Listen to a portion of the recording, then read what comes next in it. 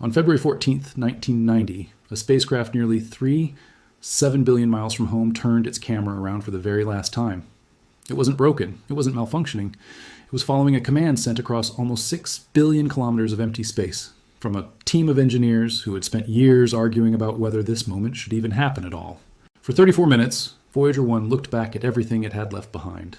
The sun, the planets, the tiny world it had launched from 13 years earlier. And then its camera went dark, permanently, by deliberate choice. And it has never taken another picture since. This is the real story of Voyager 1's final images. Not a sudden shutdown, not an accident, but the last act of a debate that took nearly a decade to win, ending in one of the most quietly influential photographs ever taken by a human-made object. To understand why Voyager 1's imaging mission ended the way it did, you have to understand what the spacecraft had already accomplished by 1990, and why nobody expected it to keep taking pictures much longer anyway. Voyager 1 launched on September 5th, 1977, 16 days after its twin, Voyager 2, though it was placed on a faster trajectory that let it reach its targets first. Its primary mission was to fly past Jupiter and Saturn, using each planet's gravity to slingshot toward the next, gathering the kind of close-up imagery and scientific data that no spacecraft had ever captured before. At Jupiter in 1979, Voyager 1 sent back some of the most consequential planetary images in the history of spaceflight. It discovered active volcanoes erupting on the moon Io, the first confirmed volcanic activity ever observed anywhere in the solar system beyond Earth itself. It captured detailed views of the Great Red Spot, a storm larger than Earth that had already been swirling for centuries. It photographed the icy, fractured surface of Europa, a moon that would go on to become one of the most tantalizing candidates in the search for life beyond Earth, precisely because of what those early images suggested might be hiding beneath its crust. At Saturn, in 1980, Voyager 1 turned its cameras on the planet's rings and revealed structure no ground-based telescope had ever resolved. Thousands of individual ringlets, braided and twisted in ways that puzzled scientists for years afterward. It also captured detailed images of Titan, Saturn's largest moon, revealing a thick, hazy atmosphere unlike anything else in the solar system, dense enough to completely obscure the surface below. These weren't quiet, incremental discoveries. Each flyby fundamentally rewrote what scientists thought they understood about the outer solar system. Before Voyager 1 reached Jupiter, the prevailing assumption among many planetary scientists was that the moons of the outer planets would be geologically dead, frozen, cratered relics, unchanged for billions of years, similar in character to Earth's own moon. Io's volcanoes shattered that assumption in a single set of images. Here was a moon smaller than Earth's own, orbiting a gas giant rather than a rocky planet, and yet more volcanically active than anywhere on Earth itself, driven not by internal radioactive heat the way Earth's volcanoes are, but by the immense gravitational stresses of Jupiter's tidal pull constantly flexing and reheating its interior. That single discovery opened up an entirely new category of question for planetary scientists. How many other seemingly frozen moons might actually be geologically alive, kept warm not by their own internal heat, but by the gravitational squeeze of the planet they orbit? Europa raised a related but distinct question. Its surface, captured in careful detail by Voyager 1's cameras, showed long, crisscrossing fracture lines rather than the heavy cratering typically expected on an ancient, inactive world. Few impact craters meant the surface had to be geologically young, resurfaced repeatedly over time, and the most straightforward explanation for that resurfacing involved some kind of liquid or slushy material moving beneath the ice, occasionally breaking through and refreezing. Voyager 1's images didn't prove a subsurface ocean existed.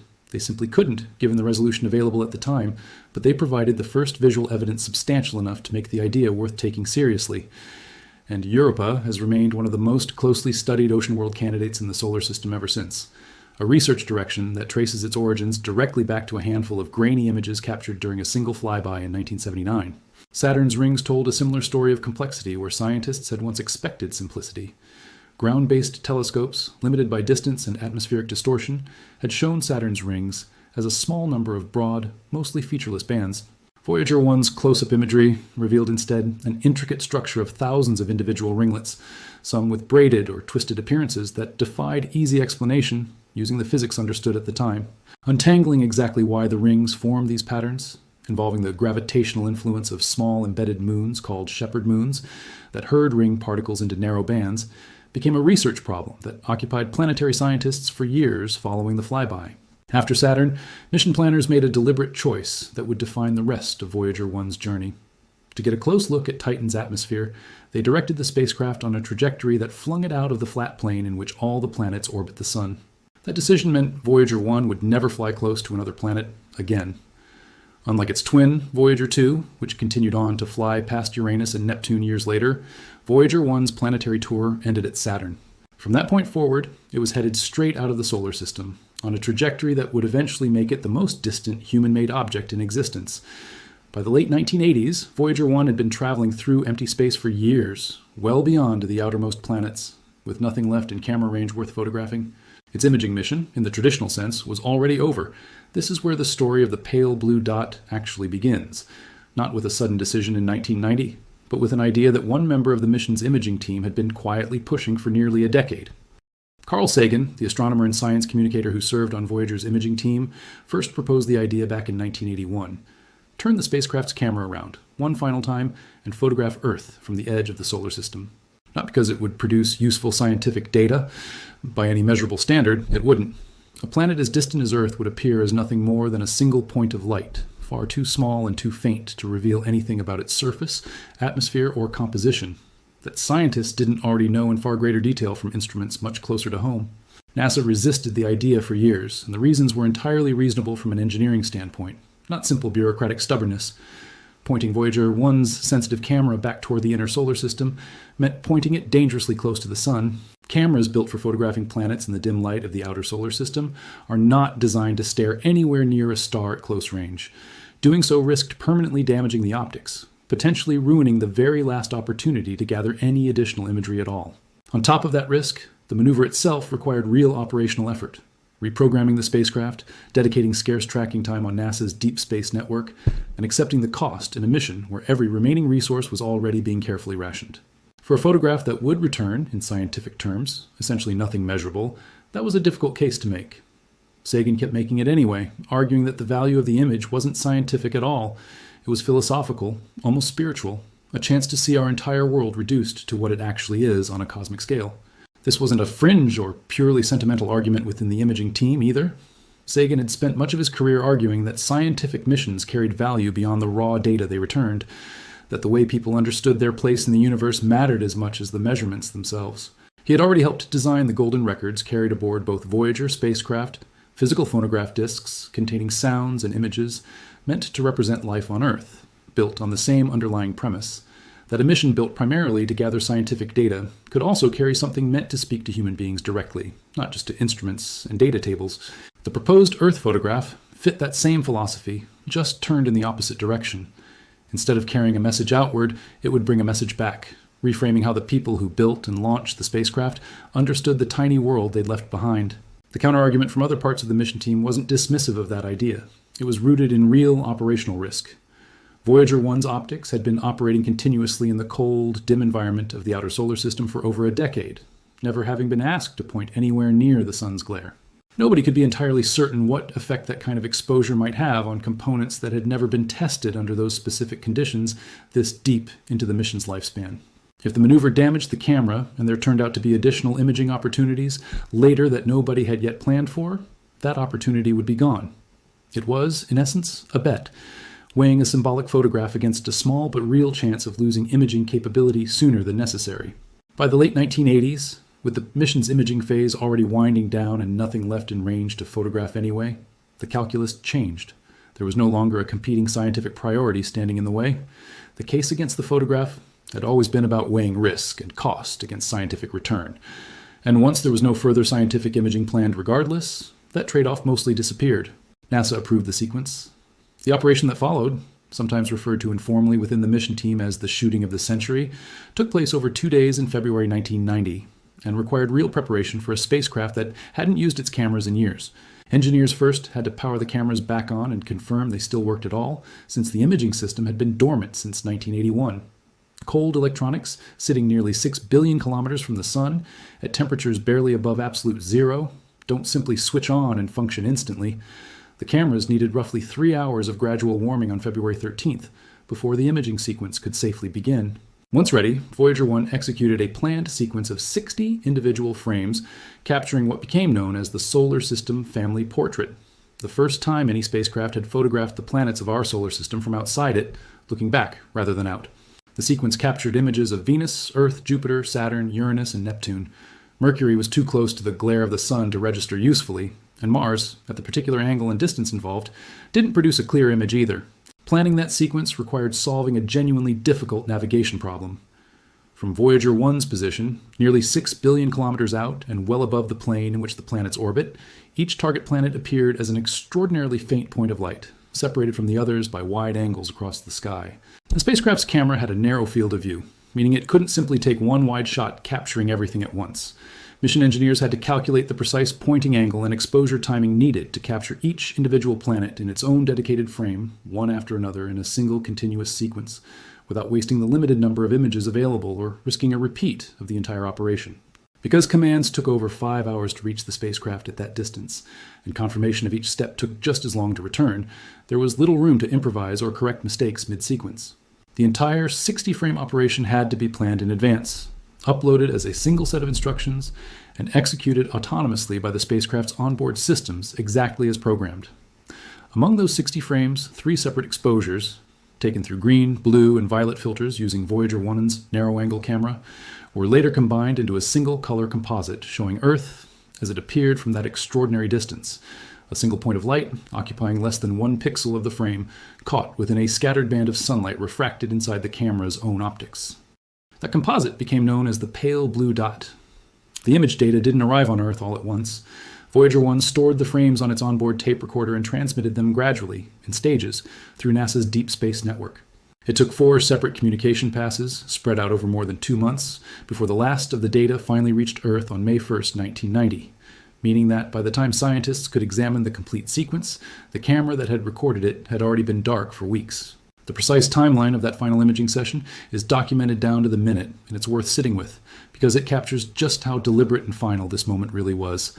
The 3 exposures that would become the pale blue dot were captured at 0448 GMT on February 14, 1990. Just 34 minutes later at 0522 GMT, Voyager 1's cameras were powered off. They have not been turned on again since that moment, and by design, they never will be. The shutdown wasn't a temporary pause between imaging opportunities. It was the deliberate retirement of the entire imaging system.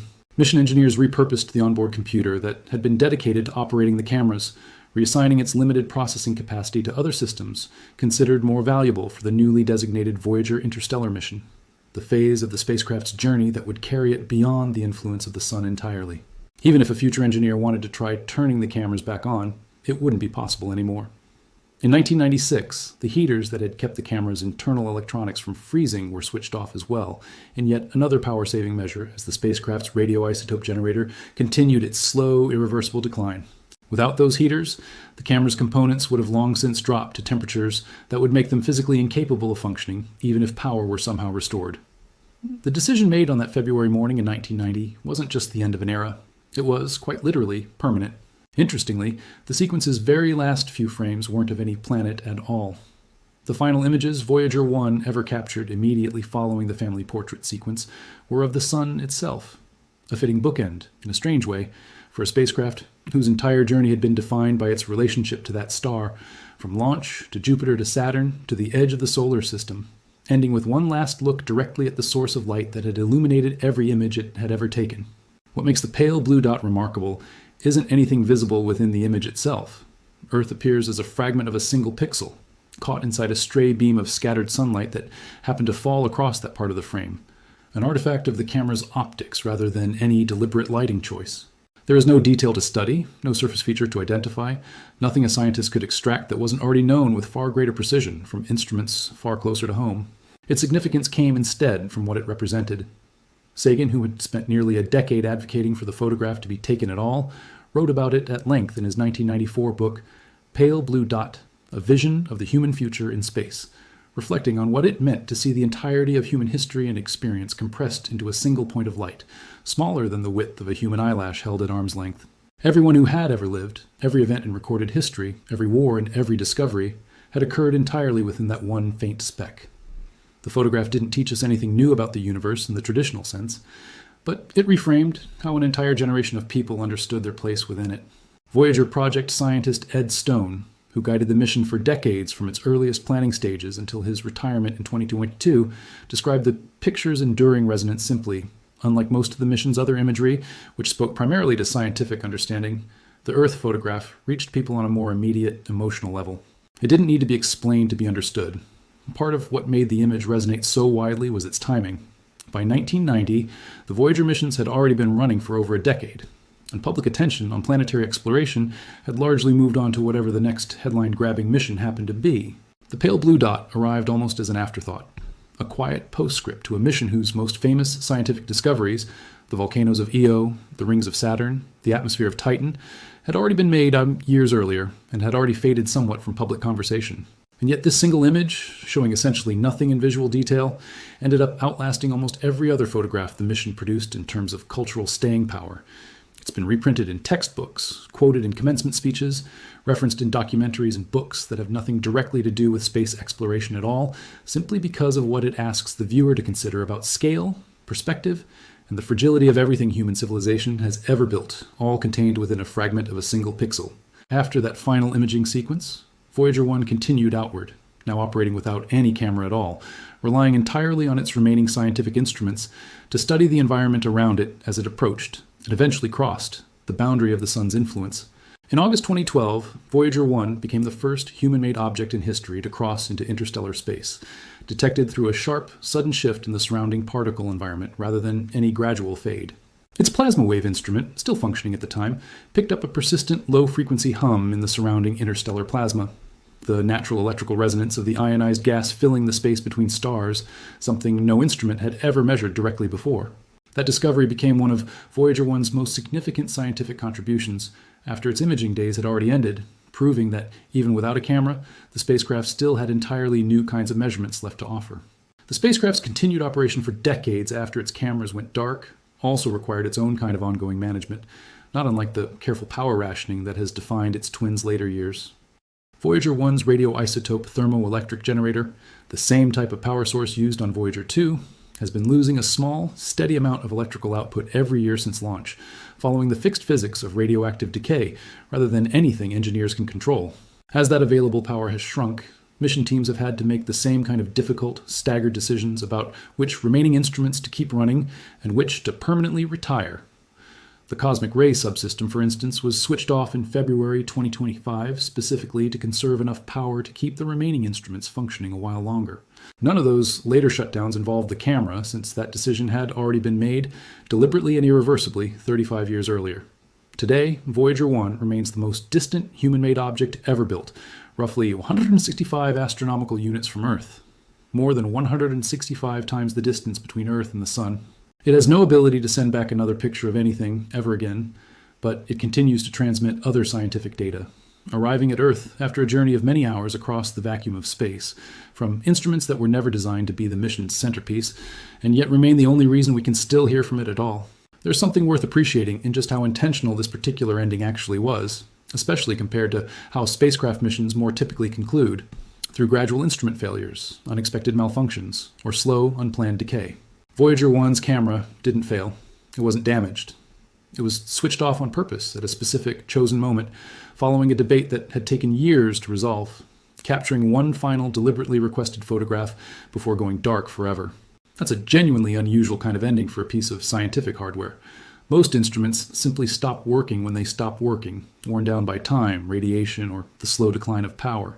Voyager 1's camera, by contrast, was given a specific, planned final assignment, one last argument won after nearly a decade of debate, before being deliberately and irreversibly shut down.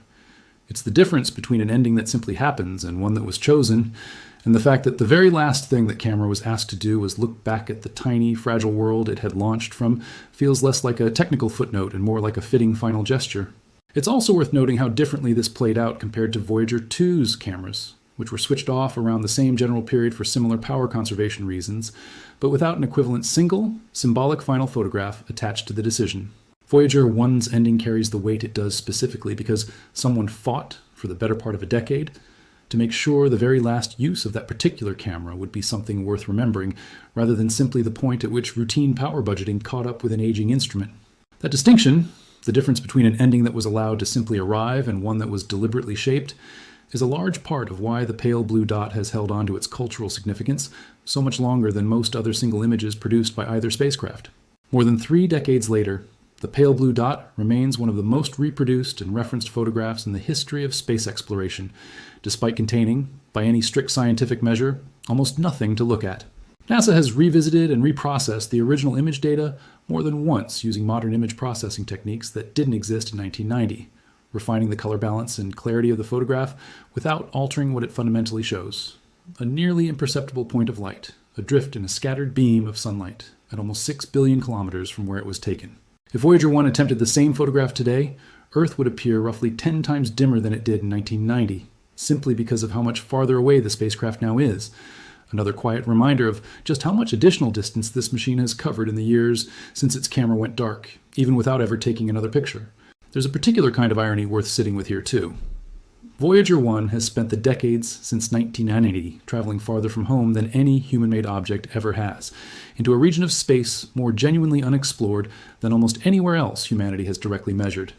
And it's done all of that blind, in a visual sense, carrying a camera it will never use again, relying entirely on instruments that measure things no human eye could ever see in the first place: magnetic fields, charged particle densities, the subtle electrical hum of plasma between the stars.